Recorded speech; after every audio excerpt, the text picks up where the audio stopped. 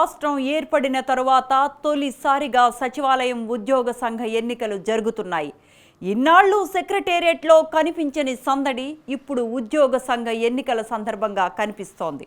మరి సెక్రటేరియట్ ఎన్నికల్లో ఎవరిది పైచేయి కానుంది? ఆ ఎన్నికల హడావుడి ఎలా ఉంది?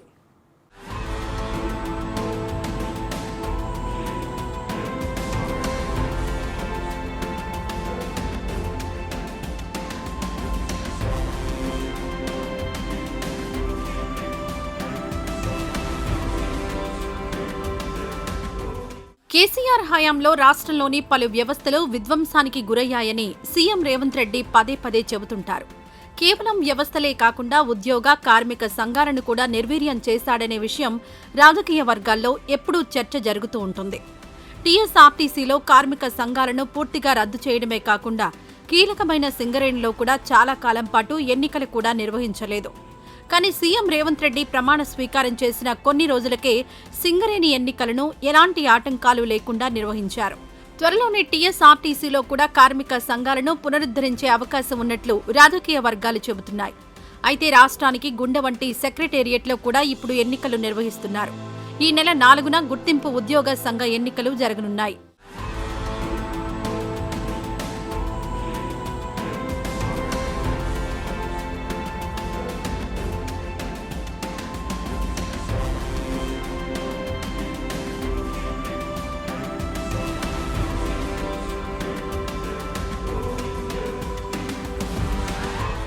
తెలంగాణ రాష్ట్రం ఏర్పడిన తర్వాత సెక్రటేరియట్లో జరుగుతున్న తొలి ఉద్యోగ సంఘ ఎన్నికలు ఇవే కావడం గమనార్హం. 14 ఏళ్ల నుంచి సెక్రటేరియట్లో అసలు ఎన్నికలే నిర్వహించలేదు. 2014కు ముందు తెలంగాణ ఉద్యమం తీవ్రంగా ఉండడంతో అప్పుడు ఎన్నికలు నిర్వహించడం సాధ్యం కాలేదు. ఏపీ, తెలంగాణ ఉద్యోగుల మధ్య విభేదాల కారణంగా అప్పట్లో ఎన్నికలు సాధ్యపడలేదు. అయితే ప్రత్యేక రాష్ట్రం ఏర్పడి సెక్రటేరియట్ ఉద్యోగుల విభజన కూడా పూర్తయిన తర్వాత ఎన్నికలు నిర్వహించకపోవడం ఎప్పటినుంచో చర్చనీయాంశంగా ఉంది. కేసీఆర్ హయాంలో కూడా నరేందర్ రావు అనే ఉద్యోగ సంఘ నాయకుడే అంతా తానై వ్యవహరించారు. కానీ ఎన్నికలు మాత్రం నిర్వహించలేదు.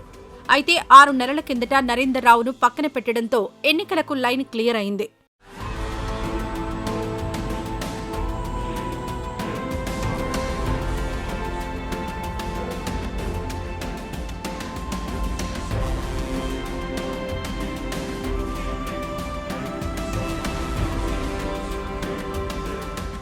రాష్ట్రం ఏర్పడిన తర్వాత తొలిసారిగా ఎన్నికలు నిర్వహిస్తూ ఉండడంతో ఉద్యోగ సంఘాలు ఆధిపత్యం కోసం పోరాడుతున్నాయి.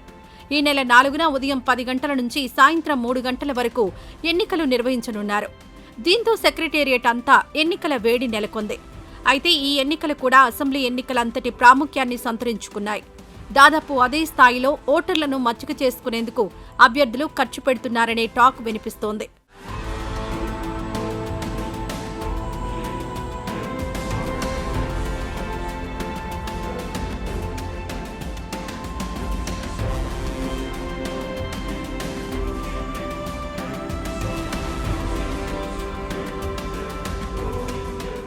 రాష్ట్ర ఏర్పాటు తర్వాత మొదటిసారి సెక్రటేరియట్ ఎంప్లాయీస్ అసోసియేషన్కు ఎన్నికలు జరుగుతూ ఉండడంతో ఎవరు గెలుస్తారనే ఆసక్తి ఉద్యోగుల్లో నెలకొంది.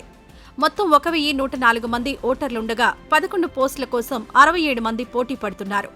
ప్రధానంగా ప్రెసిడెంట్, జనరల్ సెక్రటరీ పోస్టులకు తీవ్ర పోటీ నెలకొంది. అయితే ప్యానెల్తో సంబంధం లేకుండా విడిగా చాలా మంది ఎంప్లాయీస్ బరిలోకి దిగడంతో ఎవరు గెలుస్తారనే ఉత్కంఠ మొదలైంది. అభ్యర్థులు ప్రతి డిపార్ట్మెంట్కు వెళ్లి అక్కడ పనిచేస్తున్న ఎంప్లాయీస్ను విడిగా కలిసి ఓటు వేయాలని కోరుతున్నారు. ఇప్పటికే ఒక్కో ఓటరును 2-3 సార్లు కలిసినట్టు ప్రచారం జరుగుతోంది. మరోవైపు ఎంప్లాయీస్ వాట్సాప్ గ్రూపుల్లో ఆకట్టుకునే విధంగా పాంప్లెట్స్, కొటేషన్స్ పెడుతూ మద్దతు కోసం ప్రయత్నిస్తున్నారట.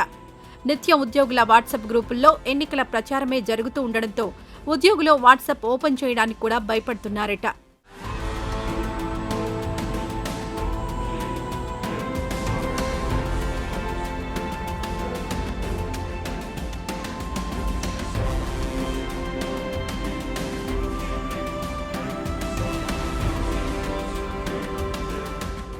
పోలింగ్కు మరో 3 రోజులే సమయం ఉండడంతో అభ్యర్థులు ఓటర్ల కోసం పార్టీలు నిర్వహిస్తున్నారట.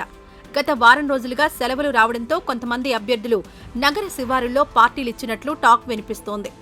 అలాగే న్యూ ఇయర్ దావతులు కూడా భారీగానే నిర్వహించారని, బయటకు రాలేమని చెప్పిన వారికి ఇళ్లకే మద్యం బిర్యానీలు పంపించినట్లు గుసగుసలు వినిపిస్తున్నాయి.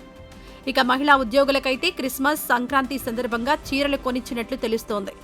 ఇలా అన్ని వర్గాల ఓటర్లను ఆకట్టుకుంటూ అభ్యర్థులు లక్షల్లో ఖర్చు చేస్తున్నట్లు తెలిసింది.